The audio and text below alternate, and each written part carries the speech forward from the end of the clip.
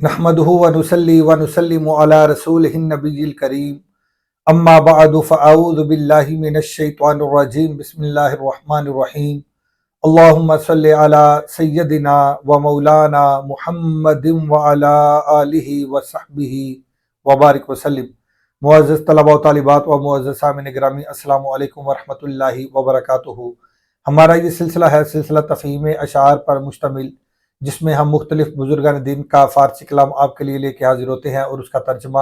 اور مختصر وضاحت پیش کرتے ہیں۔ آج ہم نے جن اشعار کا انتخاب کیا ہے یہ حضور سیدنا شیخ شرف الدین سعدی شرازی رحمۃ اللہ علیہ کے معروف اشعار ہیں جو آپ نے گلستان سعدی میں لکھے ہیں۔ گلستان سعدی کے جو ریگولر لیکچرز آپ نے سماعت کیے ہیں ان میں ہم یہ سبق میں پڑھ چکے ہیں، لیکن میں نے چاہا کہ ہم ان اشعار کو الگ سے اپنے سلسلہ تفہیم اشعار میں بھی شامل کریں۔ تو چلتے ہیں بلا تاخیر ہم آج کے اشعار کی طرف، توجہ سے اسکرین کے اوپر آج کے اشعار دیکھیں۔ حضرت سیدنا شیخ شرف الدین سعدی شرازی رحمۃ اللہ علیہ آپ لکھتے ہیں: گلے خوشبوئے در حمام روزے، گلے خوشبوئے در حمام روزے، رسید از دست محبوب بدستم، رسید از دست محبوب بدستم۔ پہلے اس کا آپ با محاورہ ترجمہ سماعت فرما لیں، دوبارہ ہم اس کا لفظی ترجمہ کریں گے اور اس شعر کو سمجھیں گے۔ گلے خوشبوئے در حمام روزے، شیخ سعدی رحمۃ اللہ علیہ آپ لکھتے ہیں کہ ایک دن حمام میں خوشبودار مٹی، ایک دن حمام میں خوشبودار مٹی محبوب کے ہاتھ سے میرے ہاتھ آئی، رسید از دست محبوب بدستم، محبوب کے ہاتھ سے میرے ہاتھ پہنچی، میرے ہاتھ آئی خوشبودار مٹی۔ گل کہتے ہیں مٹی کو، گل مٹی کو کہتے ہیں، گلے خوشبوئے خوشبودار مٹی، خوشبودار مٹی۔ اور یہ پہلے وقتوں میں خوشبودار مٹی کا استعمال کیا جاتا تھا اور اس کے ساتھ سر دھویا جاتا تھا۔ گلے خوشبوئے آپ کہتے ہیں کہ خوشبودار مٹی در حمام، حمام میں روزے ایک دن خوشبودار مٹی، رسید پہنچی، از دست محبوب بدستم، محبوب کے ہاتھ سے میرے ہاتھ میں، از دست محبوب، محبوب کے ہاتھ سے، دست کہتے ہیں ہاتھ کو، محبوب کہتے ہیں محبوب کو جس سے آپ محبت کرتے ہوں۔ بدستم با زائدہ ہے، دست کہتے ہیں ہاتھ کو، اور میم اس کے ساتھ ضمیر ہے، ضمیر واحد متکلم۔ بدستم میرے ہاتھ، رسید یہ رسیدن مصدر سے فعل ماضی کا صیغہ ہے، رسید پہنچی یا آئی، رسید از دست محبوب بدستم، محبوب کے ہاتھ سے میرے ہاتھ پہنچی۔ شیخ سعدی رحمۃ اللہ علیہ اب لکھتے ہیں کہ ایک دن حمام میں خوشبودار مٹی محبوب کے ہاتھ سے میرے ہاتھ پہنچی۔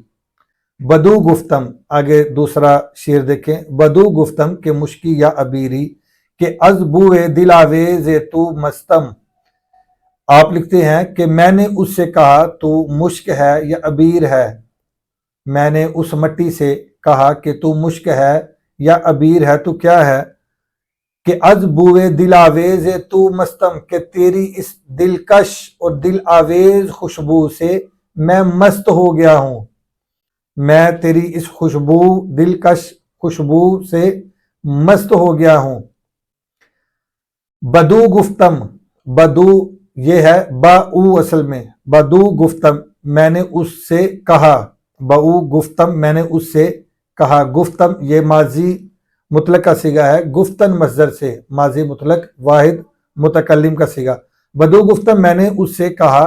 کہ مشکی، کہ تو مشک ہے یہ خوشبو ہے، یا عبیری یا عبیر ہے، اور عبیر یہ ایک خوشبو کا مرکب ہے جو سندل، گلاب، مشک اور زعفران سے تیار ہوتی ہے۔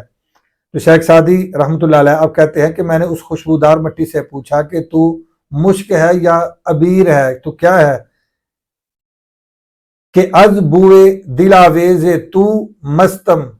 کہ از بوئے کے خوشبو سے، بو سے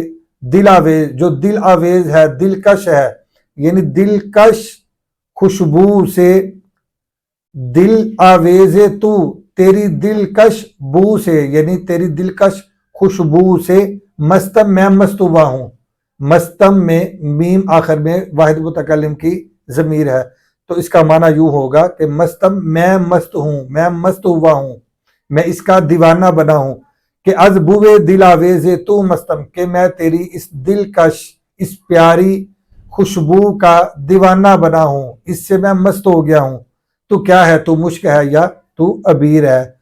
آگے تیسرے شعر میں شیخ سعدی رحمۃ اللہ علیہ آپ لکھتے ہیں، وہ گفتہ من گلے ناچیز بودم ولیکن مدت با گل نشستم، ولیکن مدت با گل نشستم۔ شیخ سعدی رحمۃ اللہ علیہ اب لکھتے ہیں کہ اس مٹی نے کہا، وہ گفتہ اس نے کہا، وہ گفتہ اس نے کہا، من گلے ناچیز بودم، میں تو ناچیز مٹی تھی لیکن ایک مدت تک پھول کی صحبت میں رہی ہوں، لیکن ایک مدت تک، ایک عرصے تک، ایک معینہ مدت تک پھول کی میں نے ہم نشینی اختیار کی ہے، اس کی صحبت میں رہی ہوں، اس کی سنگت میں رہی ہوں، اس کی ہم نشینی اختیار کی ہے، اس کے ساتھ رہی ہوں۔ وہ گفتہ اس نے کہا، کس نے؟ یعنی مٹی نے کہا، وہ خوشبودار مٹی، اس نے کہا، من میں گلے ناچیز، گل کہتے ہیں مٹی کو، گلے ناچیز، ناچیز مٹی یعنی ایک عام سادہ سی مٹی تھی، بودم میں تھی، بودن یہ بودن مصدر سے فعل ماضی مطلق واحد متکلم کا صیغہ ہے، میں تھی، اس کا معنی ہوگا میں تھی۔ اس نے کہا کہ میں ایک ناچیز عام سی سادہ سی مٹی تھی، ولیکن مدت با گل نشستم، لیکن ایک مدت تک پھول کی صحبت میں رہی ہوں، گل کا معنی پھول، نشستم میں بیٹھی ہوں، نشستن کا معنی بیٹھنا، اور نشستم یہ ماضی مطلق مثبت معروف کا صیغہ ہے واحد متکلم کا، ماضی مطلق ماضی مطلق صیغہ واحد متکلم فعل ماضی مطلق مثبت معروف از نشستن، نشستن مصدر سے واحد متکلم ماضی مطلق کا صیغہ ہے، تو اس کا معنی ہے میں بیٹھی ہوں، میں رہی ہوں، میں نے اس کی ہم نشینی اختیار کی، میں نے اس کی سنگت اختیار کی، میں نے اس کی صحبت اختیار کی، ان معنی میں یہ لفظ استعمال ہوگا۔ تو اس کا معنی ہوگا وہ لیکن مدت با گل نشستم، لیکن ایک مدت تک میں پھول کی ہم نشینی میں رہی ہوں، اس کی صحبت میں رہی ہوں، اس کی سنگت میں رہی ہوں، اس کی مجلس میں رہی ہوں، اس کے ساتھ رہی ہوں۔ وہ مٹی کہنے لگی تو میں تو ایک عام سی مٹی تھی، ایک سادہ سی مٹی تھی، ایک ناچیز مٹی تھی، لیکن اصل بات یہ ہے کہ میں ایک مدت تک، ایک عرصے تک پھول کی صحبت میں رہی ہوں، پھول کی صحبت میں رہی ہوں۔ تو چلتے ہیں اگلے شعر کی طرف۔ آگے شیخ سعدی رحمۃ اللہ علیہ آپ لکھتے ہیں، جمال ہم نشیں در من اثر کرد وگرنہ من ہما خاکم کے ہستم، وگرنہ من ہما خاکم کے ہستم۔ شیخ سعدی رحمۃ اللہ علیہ آپ لکھتے ہیں کہ وہ مٹی کہنے لگی کہ میرے ہم نشیں کے جمال نے مجھ میں اثر کیا ہے، میرے ہم نشیں کے جمال نے، اس کے فیض نے یہ اثر کیا ہے، وگرنہ من ہما خاکم، وگرنہ میں تو وہی مٹی تھی، کہ ہستم کہ جو میں عام مٹی ہوں، میں تو عام سادہ سی مٹی تھی جو کہ میں ہوں، تو میرے اندر یہ تبدیلی کیسے آئی ہے، میں عام مٹی سے خاص مٹی کیسے بن گئی، میں سادہ مٹی سے خوشبودار مٹی کیسے بن گئی؟ تو وہ اس کی حقیقت بیان کرتی ہے کہ اصل بات یہ ہے کہ میرے ہم نشیں کے جمال نے میرے اندر اثر کیا ہے، اس نے اپنا فیض میرے اندر منتقل کیا ہے۔ جمال ہم نشیں در من اثر کرد، جمال ہم نشیں در من، میرے ہم نشیں کے جمال نے مجھ میں در من اثر کرد، مجھ میں اثر کیا ہے، میرے ہم نشیں کے جمال نے مجھ میں اثر کیا ہے، وگرنہ من ہما خاکم، وگرنہ میں تو وہی مٹی تھی، کہ ہستم کہ جو میں ہوں، میں تو ایک عام سادہ سی مٹی تھی، لیکن میرے اندر یہ جو تبدیلی رونما ہوئی اور میں عام سے جو خاص بنی ہوں، یہ میرے ہم نشیں کے جمال کا اثر ہے، اس کی صحبت کا اثر ہے، اس کی سنگت کا اثر ہے، اس کی ہم نشینی کا اثر ہے، اس کی صحبت کا اثر ہے، اور یہ اس کا فیض ہے کہ میں عام مٹی سے خاص مٹی بن گئی، عام سادہ مٹی سے خوشبودار مٹی بن گئی، تو یہ میرے ہم نشیں کے جمال نے میرے اندر اثر کیا ہے۔ تو شیخ سعدی رحمۃ اللہ علیہ ان اشعار کے ذریعے یہی درس دیتے ہیں کہ انسان اگر اپنی صحبت کو पाकीज़ा रखेगा, यानी अपने सोहबत को, संगत को, मजलिस को, पाक लोगों के साथ अपनी मजलिस, संगत, सोहबत, अपनी बैठक रखेगा, तो वो खुद भी